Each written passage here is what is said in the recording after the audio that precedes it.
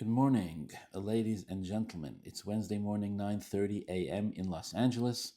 Welcome to our weekly Tanya Shir. Today is also, of course, Rosh Chodesh Sivan. So we take this opportunity to wish everybody a good Chodesh, and of course, a good Yom Tov for the upcoming Yom Tov of Shavuos, and Kabbalah Satorah B'Simcha B'Pnimius, and everybody should be blessed with all of the Eibishter and the Rebbe's most wonderful brachas for us and for our families. In the teachings of we're still studying Hakdama Malakate, the Alter Rebbe's introduction to his own Sefer Tanya, and I want to preface the part that we're going to learn today. And we're going to actually go back a few lines. I want to preface the part we're going to learn today with the following idea. So, in the writings and the teachings of Hasidus, you have many masholim, you have many analogies. Among them, one of the analogies that the teaching in the writings of Chassidus we come back to over and over again is the moshel, what's called the moshel of Rav and Talmud. So the moshel of Rav and Talmud, has to do with a scenario where you have a Rav. A Rav is the teacher. The teacher is there to teach us, the students, some let's call it a level of wisdom that we've not yet been exposed to. At the Talmud, the student is there, ready to learn, ready to hear, ready to absorb. The challenge, now the Rav is willing to teach, the Talmud is willing to accept.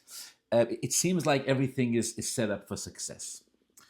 But Chassidus addresses there's another challenge, that all of the goodwill of the Rav and the Talmud does not address this challenge, doesn't help in any way this challenge, and great measures need to be taken in order to deal with this particular challenge. And actually, this again, there's many challenges, right? There's the idea that the Talmud has to be in the right headspace, etc. But this one, the one I want to focus on now, actually is a challenge in particular that faces the Rav. And the challenge that faces the Rav is the richok ha'erech, the distance in spiritual level between his world and the world of the student. The distance, Chassidus says, is so vast that with all of the goodwill of the teacher, and with all of even the teacher being prepared to invest tremendous amounts of time and energy, and even if the teacher is a master communicator, none of that is going to help. And if the teacher teaches the wisdom, the idea, the way the teacher understands it, the student is not going to understand anything. Maybe the student will just walk away confused. Maybe the ideas are so lofty that the student won't even be confused. He'll just, it'll just be completely over his head and just meaningless to him. Either way, one way or the other, the Rav, the teacher, faces this challenge that he has to bridge this gap and teach this wisdom to a student, which is really, the student is really, again, the term that's used is shaloi be'erech. Shaloi be'erech means he's just completely out of the teacher's league, right? And now the teacher sits there teaching the student again, that he's very emotionally invested in and he's very practically invested in, and he really wants to teach the student, but he's finding it difficult to create a bridge to carry his wisdom, the wisdom from his own world, to the world of the student, just because it's so far away, right? The analogy that was given to us when we studied this idea in yeshiva is, you have this math genius, this Albert Einstein type character, and he's trying to explain mathematics to a little child.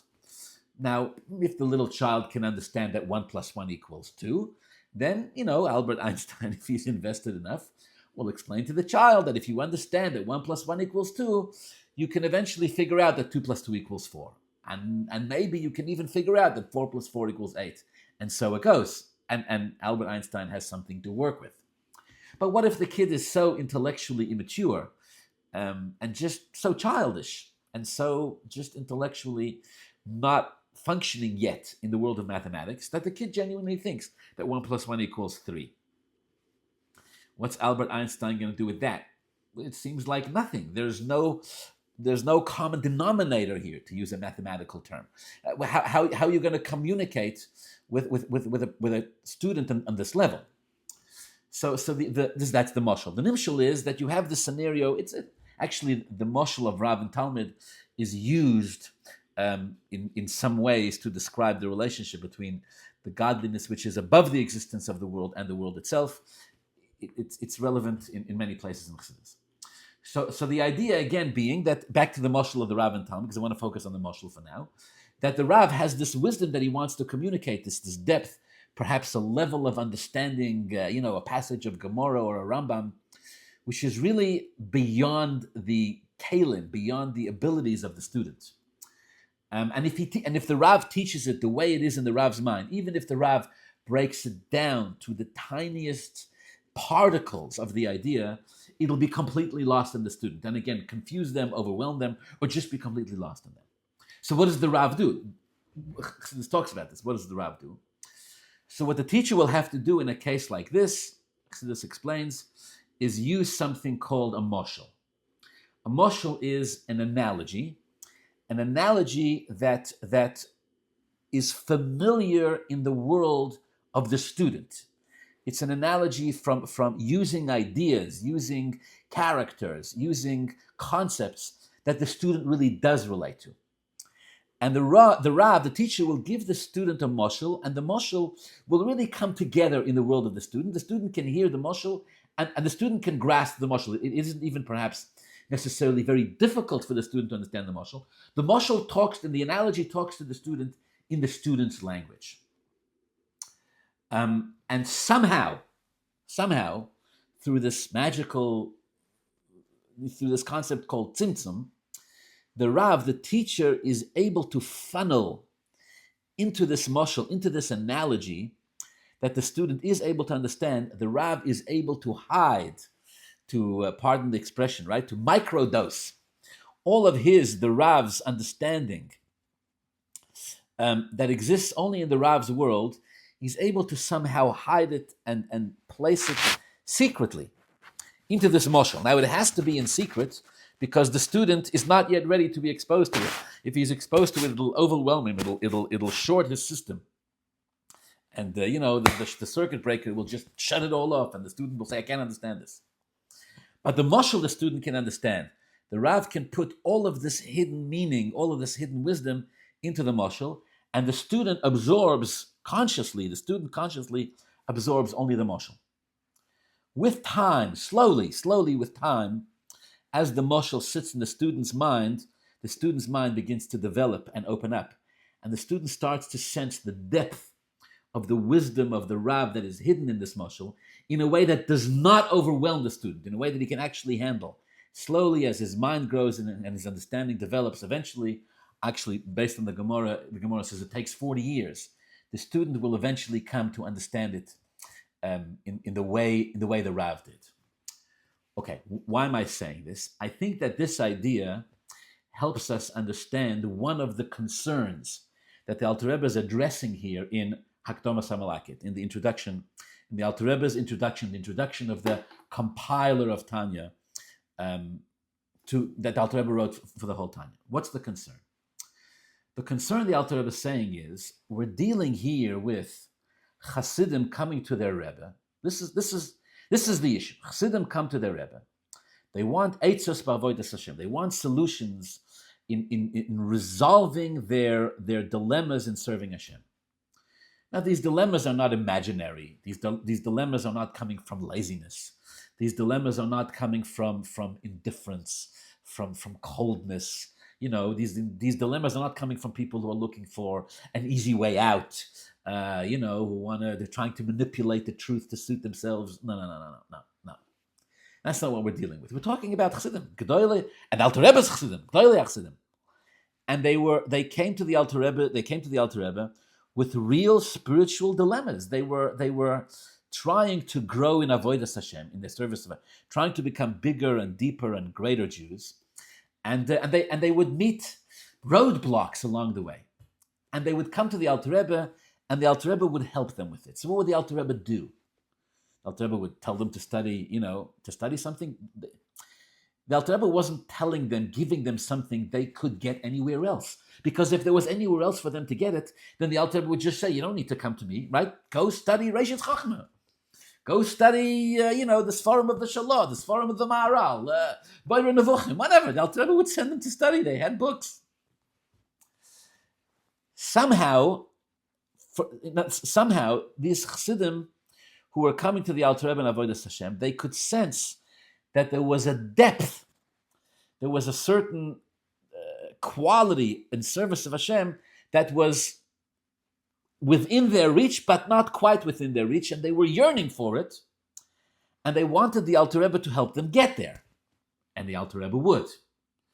So, in the words of the Alter Rebbe in the introduction to Tanya, they were pushing, right, physically pushing, as Hasidim do when they're in the presence of their Rebbe, and more importantly, they were spiritually pushing to go into the Alter Rebbe for Yechidus. What were they pushing? They were pushing themselves. They were pushing themselves to reach for higher and higher to levels that they would never be able to get to without the Alter Rebbe's guidance. And the Hasidim knew this, and the Alter Rebbe knew this. And here comes Sefer Tanya, and the Alter Rebbe says, you know what? From now on, there's no longer this need. Now that I'm writing the Tanya, says the Alter Rebbe, there's no longer this need for you to push and come into me for Yechidus, because you can study Tanya, and Tanya will take its place. The Kana ben Shel, and here the Alter Rebbe addresses this question: How can Tanya take this place? We're talking about a Rav taking his wisdom, the wisdom that exists really in the world of the Rav and is beyond the world of the Talmud, and the Rav finds a way to build a bridge, to drip it like water into a rock, slowly, somehow, into the world of a Talmud, into the world of a Chassid. This seems like a gift and an ability that only a great Rav, only a great Rebbe has, and only something that he can do in person. How would a Chassid be able to get the same value, the same type of breakthrough that Chassidim get in Yechidus out of picking up a Sefer Tanya and learning it? How is that possible? This is the question that the Alter Rebbe deals with in the Akdama Samalakit. From my father, Zal Zayin Gesund, I heard the following story. He loved to repeat it, and it brings out this idea so beautifully.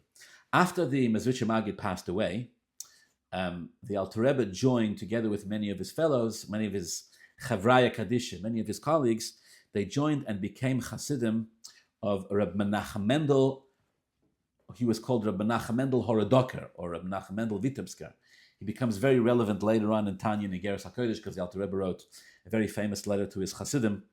After Reb Menachem Mendel Horodoker actually passed away in Eretz Yisrael, the Alter Rebbe wrote a very famous letter to comfort the Hasidim, which we study actually every year on Yud Shvat and Gimel Tammuz. So the Alter Rebbe and many of his colleagues were his Hasidim. He was their Rebbe for a while until he went to Eretz Yisrael. The Alter Rebbe actually initially set out to Eretz Yisrael together with him. And then at some point, Reb Menachem Mendel Vitebsker told the Alter Rebbe to go back, and the Alter Rebbe did. So the story my father loves to share is that it was one year, I hope I'm repeating it correctly, one year Simchas Torah, the Hasidim were waiting in Shul for their Rebbe to come down and do Hakafas, right? Which Hasidim, every group of Hasidim looks forward all year, Shmini Atzeres, Simchas Torah with the Rebbe, Gan Eden Mamash. So they were waiting. He was in his room, I guess upstairs somewhere, and they were waiting for him to come down and celebrate with the Hasidim. But as Rebbes sometimes do, act a little mysteriously, he wasn't coming out. So they waited, and he wasn't coming until they started to realize that there's some kind of, there's something going on, and somebody needs to go and in Yiddish we say tap the doifek, which means take the pulse, just give a little listen, take an assessment of the situation. So they looked, asked for a volunteer, they looked around. Somehow the Alter Rebbe was chosen or volunteered, whatever. The Alter Rebbe went to go talk to his Rebbe. So the Alter Rebbe knocked on the door, and he was allowed entrance.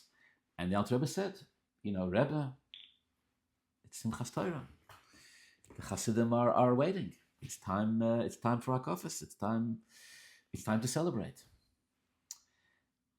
And Rabbi Menachem Mendel of Horodoker said to the Alter Rebbe that he cannot come down. He cannot come out to his chassidim. What's the problem? Open your hearts. What's the problem? He said the celebrations of Simchas Torah begin with the saying of the pasuk Ato Hareisa Ladas.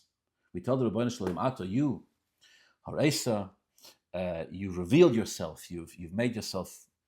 You've appeared Ladas, so that all of us can know Ki Hashem Hu Elokim, that the Hashem, the Eibishter is the Eibishter, Hashem Hu Elokim, Einoid Milvado. That's how the whole celebration starts, right? Usually someone bang on a bima, they honor somebody. Ato, that's how it starts. Reis Ladas, Ki Havayu Elokim, Einoid Milvado. And from there you go to the rest of the psukim and to the dancing, etc., to the hakafas. Said Rebbe Nachum Mendel Vitebsker, he said, I opened the siddur to prepare myself for the saying of Ato Hareisa, and I took a look at the pasuk and I started to think about it, and I see in this concept of Hashem Avayahu Ha'Elokim Einod Milvadoi, I see there are 400 levels of understanding this and of experiencing this and of internalizing it, that really Havayahu Ha'Elokim and nothing else exists besides for the Eibishter, like Chassidus explains. I see 400 levels that are beyond me, and I can't come out to the Chassidim and say Ato Reisa Ladas Ki Asher Havayu Elokim El Milvadoi when I see it's when I see 400 levels that are beyond me. I'm stuck. So the Alter Rebbe listened to him. And the Alter Rebbe said, he told his Rebbe, when you reach all those 400 levels, when you work on yourself in Avodas Hashem, and you'll reach all of those 400 levels that you see now are beyond you, when you get there, you'll see another 400 levels that are beyond that. And with this, Rebbe Nachum Mendel Vitebsker accepted the Alter Rebbe's words, and he went out to the Chassidim, and they said Ato Hareisa Ladas, and they celebrated Shmini Atzeres and Simchas Torah and Hakafos and everything that they're supposed to do. And inherently, what the Alter Rebbe was saying is that this is the way it works in Avodas Hashem. There is constantly a sense, a perception that there is so much more than me. There is constantly a pressure to climb higher and deeper and work on oneself and internalize more and more. And when you finally get there, so to speak, there's always more, because, as the Maharal writes very famously, just like the Eibishter himself is Ein Sof, is unlimited, so his Torah is Ein Sof, and so everything connected to Elokus and Kedusha by nature is Ein Sof. That's the way the Eibishter made it. So the idea here is that it's a tremendous quality. It's a tremendous quality. Chassidus is very insistent on the significance of this, that a person senses that there's elements, levels in Avodas Hashem that are beyond me, and not just a little bit beyond me, but completely beyond me. And until the Tanya was written, the sense was, correctly, the Alter Rebbe acknowledges that this is correct, that only a Rebbe can be mitzamtzim, can somehow bring these levels, can make it accessible to a chassid, to be able to climb in Avodas Hashem in that sort of infinite breakthrough type of way. Until the Tanya. Once the Tanya was written, says the Alter Rebbe, this is a revolution. The revolution, right? If you're looking for a catchphrase, the revolution of Tanya. What's the revolution of Tanya? That a chassid, a yid, can still have that type of infinite growth, that type of Yitzias Mitzrayim, breaking out of limitations and growing in an infinite type of way, like a Talmud to a Rav. But the chassid, the yid, can do that on their own with the Sefer HaTanya, so to speak, without actually having this conversation with his Rebbe. That's the claim that Alter Rebbe is making in Akdama Samalakit. And he's literally challenging himself. He's like, how can I say such a thing?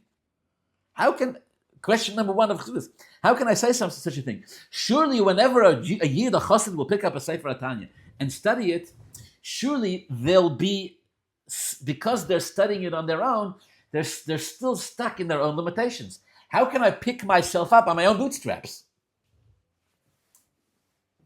If you have a Tanya in front of you, I'm beginning on page 26. We learned a couple of these lines last week, but I'm going back. Ach, says the Alter Rebbe, the answer is B'yoidai umakirai koamino. Tanya is not written for strangers. Tanya is written for people with whom, says the Alter Rebbe, I have a personal relationship. Ach b'yoidai umakirai koamino. I'm referring to, I'm writing this as the Alter Rebbe to people, to Chassidim with whom I have a personal relationship. I know them and they know me. These are the people of our community. I know them, says the Alter Rebbe, and they know me. How do I know them? How do they know me? We had conversations with each other. We spoke. And not just, hi, how are you? Dibur shel chiba. Words of affection and words of love were exchanged between us. There's an ava, there's a love between a chassid and his Rebbe, which is articulated. The Gilu Lefonai, and they, the Chassidim, says the Alter Rebbe, have revealed before me, Kol Talumois Libam Umoicham Avodas Hashem. All of their secrets, all of their skeletons, everything hidden in the deepest recesses of their hearts and minds, in any matter in Avodas Hashem, they have exposed it. They've exposed it all before me. A chassid in the presence of his Rebbe hides nothing. Hatluya b'leiv. Aleihem titoif milosi. It is to these people, it is to these individuals, says the Alter Rebbe, that my words seep. Ulashoini eit sofer, and my tongue, like the quill of a scribe, writes this sefer Tanya, b'kontreisim elu, in these kontreisim, these pamphlets. Hanikroim b'shem lokotei amorim. Mulukotim, I gleaned these ideas mipisforim, from the books, mipisoifrim, from scribes. Again, like we keep saying, this refers to this forum that Alter Rebbe based the Tanya on. Sifrei Ma'aral, Sifrei Ashalo, the Rambam, the Zohar, etc. Sforim, the teachers, the Baal Shem Tov, the Mizrach Magid, the Chavraya Kadisha, the members of the Holy Society, as they called themselves, as they were called, the Mizrach Magid Talmidim, Rabbi Menachem Mendel Horodoker, etc. I gleaned these ideas, says the Alter Rebbe, from Sforim, from these books, from Seifrim, from these scribes, K'doshei Elyon, holy people, Nishmos HaMeidens, some of their neshamas already in Gan Eden, and for some Etzleinu, well known to us. Uktsas mehem, and some of these ideas, Nirmozin Lachakimin, are hinted to. Some of them are articulated clearly. Some of them are Nirmozin, are hinted to, Lachakimin Be'igris HaKodesh, May Rabbi Seinu Sheberetz HaKodesh. Rabbi Seinu Sheberetz HaKodesh, again, is referring to Rabbi Menachem Mendel of Vitebsk. Tibona v'sikoinu v'meirav yimein, and they would write letters, and some of these ideas, the Alter Rebbe says, are hidden in these letters. Some of them I heard from them, from their mouths. And what is Tanya? It is all. And Chuvos is the answers. Al Shailos Rabbis, and the many questions. Asher shoyalin be'etza kol anash kol anshe shlemen dinosenu tamid. That the members of our community, the Hasidim, are constantly asking questions in Avodas Hashem. The Alter Rebbe says, I wrote down all the answers. Kol echad lefi erka, each one on his level, loshis eitzes benafsham ba'avodas Hashem, to find solutions for themselves in Avodas Hashem. Liyos, why am I doing this? Says the Alter Rebbe. Liyos ki ein azman groma oid lohoshiv lekol echad ve'echad al shelose befrotus. There is no longer sufficient time to respond to every single person, specifically to all of their questions. It's just not physically possible. The Eibishter only gave us 24 hours in a day. The Alter Rebbe says, Ein azman groma oid. It's just there isn't sufficient amount of time to respond to everybody individually. The gama shikha metzuya, and forgetfulness is also common. Even if I do have time to answer everybody's questions, they forget what I say. Al-Kain Roshamti, says the Alter Rebbe, therefore I have transcribed Kol HaTshuvos, Al Kol HaShailos, all the answers to all the questions. L'mishmeres, as should last for eternity. L'mishmeres l'ois, as an eternal, sign. Liyos l'kol echad ve'echad l'zikorin ben einav, that everybody can remember it. Here it is, I'm giving it to you in a book. V'layidchak oid likones l'daber imi b'yechidus, he should no longer push physically and push spiritually, apply pressure. to speak to me privately. No more need, ki behen, because in these writings of the Tanya, yimtza mergoya lenafshe. It's a very powerful expression. Mergoya lenafshe, tranquility for the soul, peace for the soul. Ve'etza nechoina, and correct solution, correct counsel. L'chol dover akosher lo b'avodas Hashem, for any matter which stresses a person in avodas Hashem. V'nochoin yiyeh liboy batuach b'havaya. And now all that's left is that the chassid should study Tanya, and he should have betochen in the Eibashter, Gomer Ba'adeinu, who supplies us with everything we need. Here, the Eibashter provided us, says the Alter Rebbe, with the Tanya that the chassid can learn, and that he can find all the answers to all his questions. Okay. A couple of points as we just sort of think about and start to absorb what the Alter Rebbe is writing over here. So at first, when you read it, or maybe I should say at first when I read it, it's difficult to even understand what's the answer to the question. Alter Rebbe says Tanya is not a regular book. Tanya is written to people that I know. So the first question that strikes me is, okay, and how does that answer the question? Again, we're talking about real challenges, real blockages, right? That spiritually sensitive people are struggling with. The Alter Rebbe says, yes, we've had this conversation. We've had the conversation maybe many times. We've talked about it. I know you. I know your struggles. I'm addressing it here. Okay. And so still, how does this take the place of having a conversation? In other words, it's different. The truth is, the Alter Rebbe's answer is not simple. He's not conceding the point. He's not conceding the point that there's something that a conversation with a Rebbe can accomplish that under normal circumstances a Sefer can never accomplish. He's not conceding that point. But he's saying, I have a personal relationship with you. Ubamela what?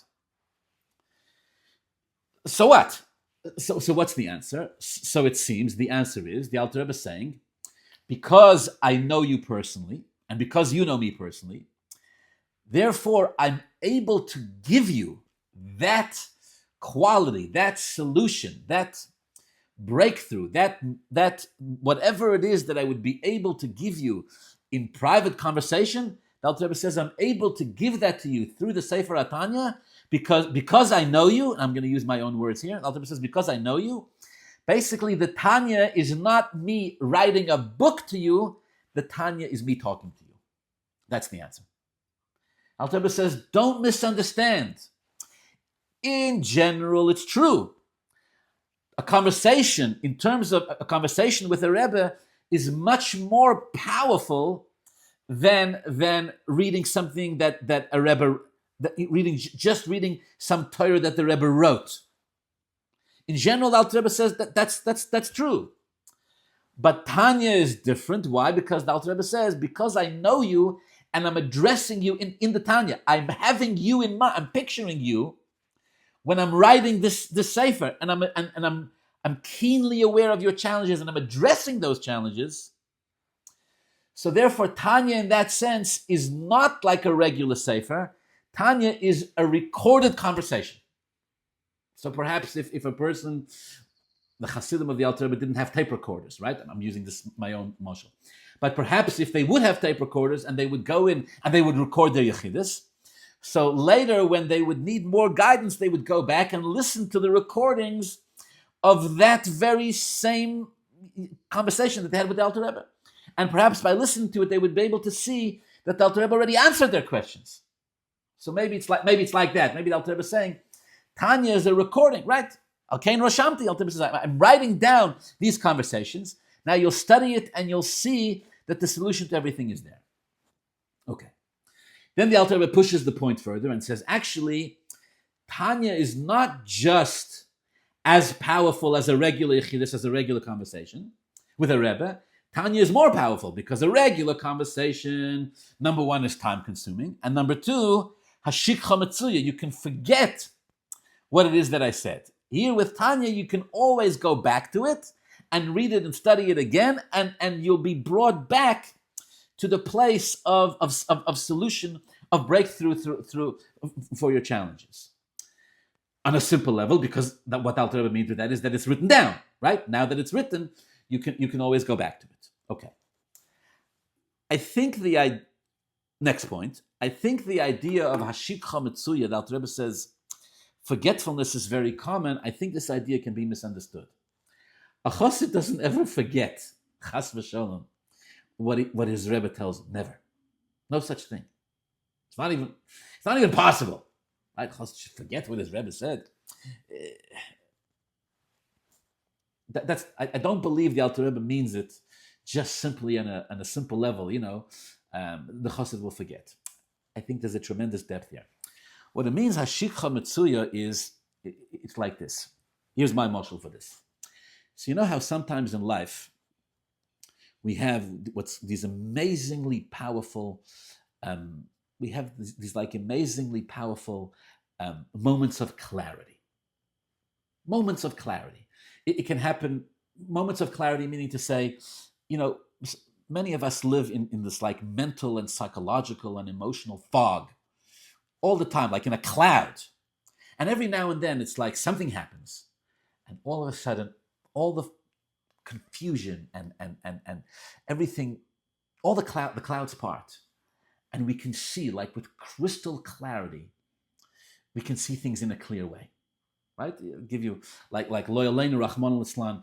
It can happen sometimes when you go to bid someone their final respect when you go to a levaya. And you take a look and you're like, wow, oh my God, look at this. Everything's 99% of what we fuss over and agonize over and all the rest of it, in the end, is completely insignificant. After 120, may Hashem bless us all with long life, it's completely irrelevant. Or lahavdil, please God, at a simcha, you experience a simcha, a personal simcha, the simcha of a friend, the simcha of a relative, and you have these moments of clarity where, like, you know what, I'm wasting so much time and energy in my life worried about nonsense. Look at this. This is what life is all about, even on a human level. This is what life is all about. And you have these tremendous moments of clarity, and you think to yourself, wow. At the time of the moment of clarity, you think to yourself, wow, my God, look at this. It's not just in your head, you feel it in your heart. All my problems are gone. What am I worried about? A couple of bucks, these stupid, annoying details of my life, this or that. Look at what's going on. It's all garnished. It's all worthless. And you have a really good Chassidish Farbrengen, and you sing on Niggin, and you say L'chaim, and you feel a little bit elevated. You're like, what am I obsessed with nonsense all day? Chasing stupidity, upset about this and about that. It's so irrelevant. It's beneath me. And in the moment of clarity, you feel truly liberated from all of this stuff that bogs us down the rest of the time. Truly, you feel truly liberated. And you look at yourself and you look at the people around you and you tell yourself in complete and full earnestness, my life will never be the same. After this moment of clarity that I just experienced, my life will never be the same. I'm never going to be bogged down with the side of garbage that bothers me all day and all night. Shtuyot! Baruch Hashem. Was a Chassidish Farbrengen can uftan, what a Chassidish Farbrengen accomplished to lift me up this way. Amazing. Okay, now you know where I'm headed with this. To our tremendous disappointment, these types of moments of clarity never last. Never last. The reason we can pontificate from today till tomorrow, but the reality is that they don't last. Now, we're tempted to think that they don't last because they're not powerful enough, because they're not honest enough, because they're not true enough, but that's not true. They don't last because the Eibishter made us in such a way that we have to do a lot of avodah to inculcate that and to digest that. And for a moment, while we have been elevated, a tefach echer, a little bit higher to be able to see things from a bit of a bird's eye view, we don't live in the air. We live on planet Earth, we live on the ground, and the stuff needs to be worked through most of the time. So what happens is the next morning after the Farbrengen, when the inspiration is gone and all you're left with is a bit of a sore stomach, or a couple of days later, where the simcha is over, the simcha has passed, and all you're left with is a hole in your pocket, or something like that. We find ourselves back to the same confusion and back to the same obsessions that we were before. Again, this time just a little bit worse, because we're disappointed with ourselves that we're not able to hold on to that. If this is true in a physical, psychological sense, kol shekein v'kal v'chomer in a spiritual sense, it's much more. It's on a much grander scale. And I believe this is what the Alter Rebbe means when he says, "Ashikha metzuya," forgetfulness is common. He doesn't just mean that people will forget what he told them in Yechidus. Yes, the Alter Rebbe means that too. But what's the reason a chassid doesn't never want to forget what his Rebbe says? What the Alter Rebbe means, perhaps, is he's saying he made an observation. The chassidim would come into him for Yechidus with challenges, with questions. The Alter Rebbe says, "I resolve the challenges. I show you the path forward in Yechidus." And in the Yechidus, when the chassid stands in the presence of his Rebbe, it's so clear. He has this incredible moment of clarity. Niftachu hashamayim, the heavens open. He sees it. It's obvious. It's elokus b'pshitus, right? It's to be taken for granted. But the very advantage of having a conversation with the Rebbe, that the Rebbe can open the doors for you, says the Alter Rebbe, also becomes the disadvantage. Because if the Rebbe is the one who has opened the doors for you, then what happens as soon as you leave the presence of your Rebbe? You find yourself in the same confusion you were before. And with this, the Alter Rebbe turns the whole conversation on its head. The whole thing the other way around. You're coming to me, says the Alter Rebbe, and telling me that you on your own are stuck. You cannot grow truly in Avodas Hashem. You need me, the Alter Rebbe, to show you the way. And I'm prepared to do it for you. But Ashikha Metzuya, says the Alter Rebbe, if I do it for you, if I'm the one who's providing the clarity for you, then you're going to forget. Why are you going to forget? Because you can't stay in my room forever. At a certain point, the chassid has to walk out of the room of his Rebbe, out of Yechidus, and go back to his life. And if he doesn't have the tools to find the solution to all of these problems in his or her life, he or she, the chassid, is not going to be able to hold on to that type of clarity, to that type of emes that they had as they stood in the presence of their Rebbe. So the very advantage, right, of what a Rebbe can do for the chassid turns, in a sense, into a limitation. Because the Alter Rebbe is saying, if you can only experience that while you're standing in front of me, so first of all, there isn't time to sit with everybody again and again. And even if there is, what's going to happen when you leave? You're going to forget. Which means the problem is not that you'll forget. In other words, the problem is not just that you'll forget. Which means if you'll forget it, Chassidus explains, it means it was never really yours in the first place. You never really mastered it. You never really owned it. And of course, with this, the Alter Rebbe takes us head straight, into the revolution of Shittas Chabad, of what the Alter Rebbe wanted. And what the Alter Rebbe wanted was that Chassidim should be able to have these breakthroughs in Avodas Hashem, not just when they stand in the presence of the Rebbe, not just when they can, physically see him and hear him give solutions to their questions, but that they should be able to take that into their own lives and carry it and apply it and do the avoid on their own. So on the other hand, the chassid on his own cannot do it, right? He needs his Rebbe. So in the end, we want both. We want the Rebbe's guidance. We want the Rebbe's breakthrough. We want what the Rebbe can uniquely give that a chassid cannot get on his own. But we want, like the Rav and Talmud, where the Rav teaches the Talmud, we want the Rav to be able to empower the Talmud, that the Talmud himself should understand it. Not just when his Rebbe stands there, the chassid should go, wow, whatever the Rebbe is saying is true. But the chassid should be able to carry that into his own kalim, into his own life, and into his own understanding.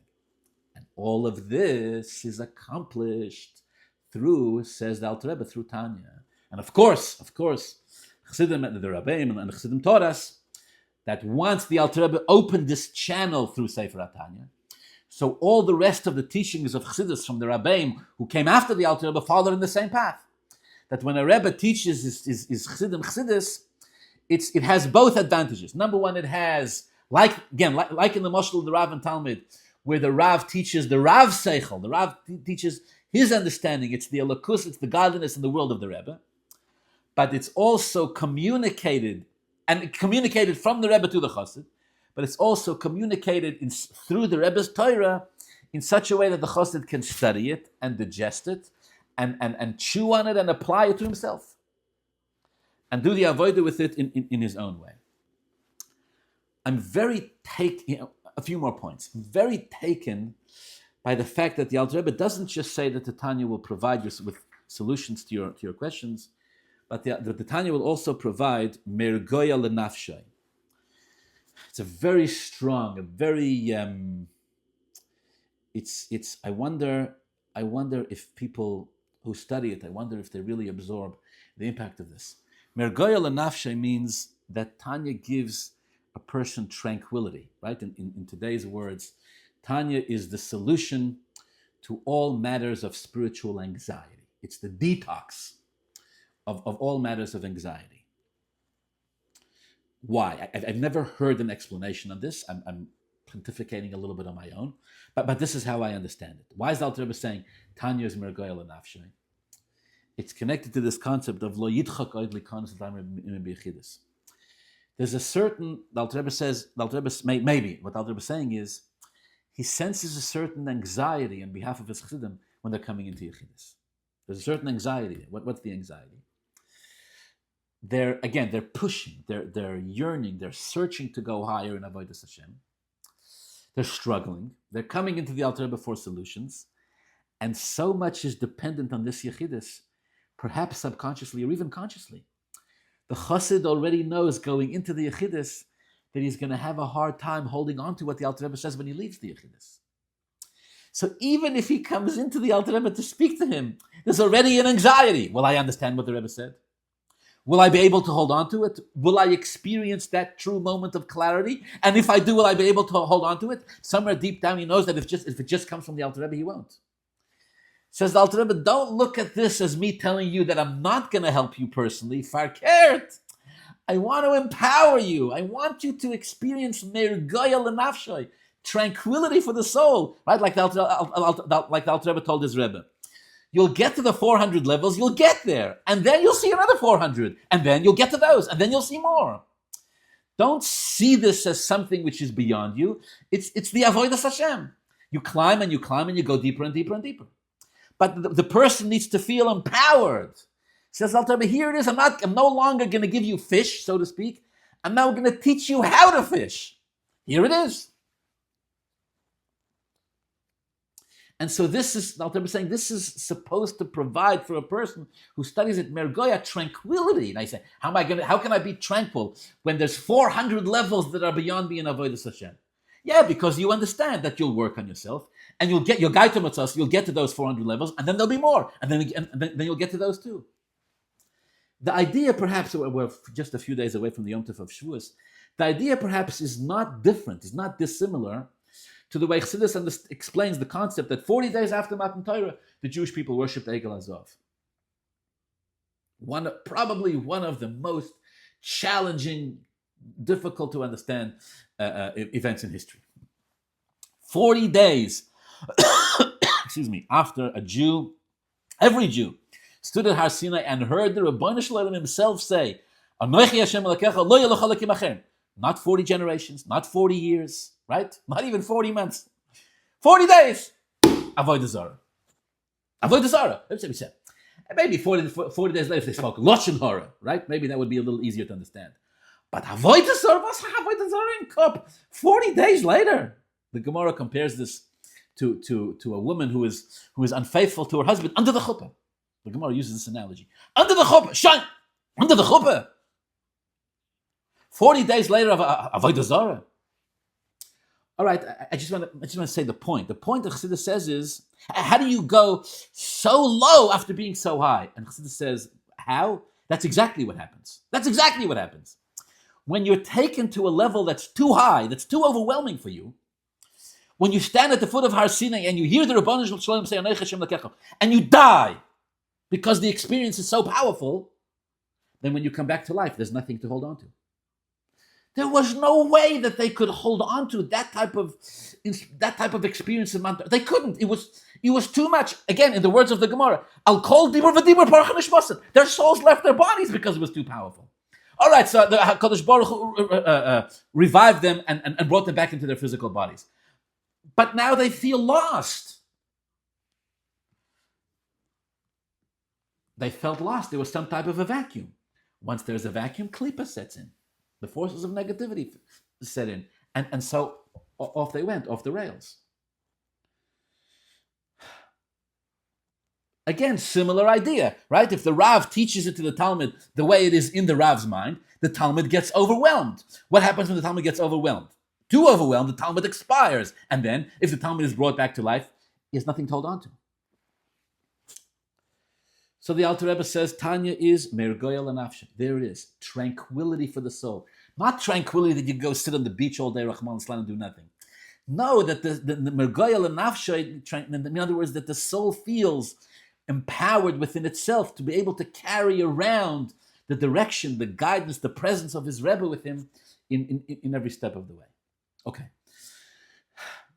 The last two more points that I want to say is that the Alter Rebbe actually is, it's interesting the way the Alter Rebbe is wording this. The Alter Rebbe is talking about past and present. What I mean by that is, he's talking about how he's based the Tanya on all of the conversations that he's already had with his Chassidim. Al-Kain Rashamti Kol HaShuvas Kol HaShas, the Alter Rebbe is saying, I'm right, it's like the Tanya is a recording of what already happened in Yechidus. Because the Chassidim spoke to me and they told me their problems, and I already gave them the solutions, but I can't keep repeating myself and they seem to forget. So I wrote it all down. There's that element to it. But he's also, of course, talking about the future. Based on these conversations, I now know how to guide Chassidim in the future. And not just in the future, for the next couple of years, but as the Rabbeim and Chassidim taught us when we learned Tanya, that Alter Rebbe saw Baruch HaKodesh, all the neshamas that would learn Tanya, all the way to the coming of Mashiach, and was aware on a personal level of every one of our challenges, and addressed it. So Alter Rebbe is saying it's both. It's the past and it's the present. In other words, based on these conversations that we had and the solutions that were given, the Alter Rebbe says this is the Sefer Tanya is being written. And finally, of course, the most important point to take from all of this is the concept of the iskashrus, of the connection between a chassid and his Rebbe. Where the more a chassid learns his Rebbe's Torah, and the more he applies it to himself, and the more he works on himself to take his Rebbe's ideas and teachings and implement them in his life and break through his own barriers, if the chassid is doing it correctly, the more he should be able to feel his Rebbe's presence in his life. In every word of Chassidus that a chassid studies and meditates on and davens with and learns to live with, if it's being done correctly, the Alter Rebbe is basically saying, look, this is not in place of Yechidus. This is Yechidus in a book. This is Yechidus for you to live with. We're not walking away from Matan Torah, right? Like Chazal explained.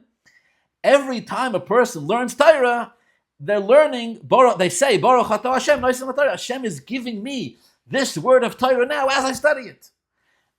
And we're supposed to study Torah as if we're standing at Matan Torah, hearing it from Hashem directly, and not as if. In other words, that's what it really is in a spiritual sense. And so it is when it comes to studying the words of Chassidus, that every word of Tanya that we learn, we're supposed to understand and work on ourselves to feel and live with this. That this is the Alter Rebbe talking to us on a personal level, every one of us in our own way, giving us mergoya l'nafshay, tranquility for our souls, tranquility, and solutions to every issue that challenges us in avodas Hashem, empowering us to break through everything that we struggle with, and to do so in a way that provides tranquility for our souls.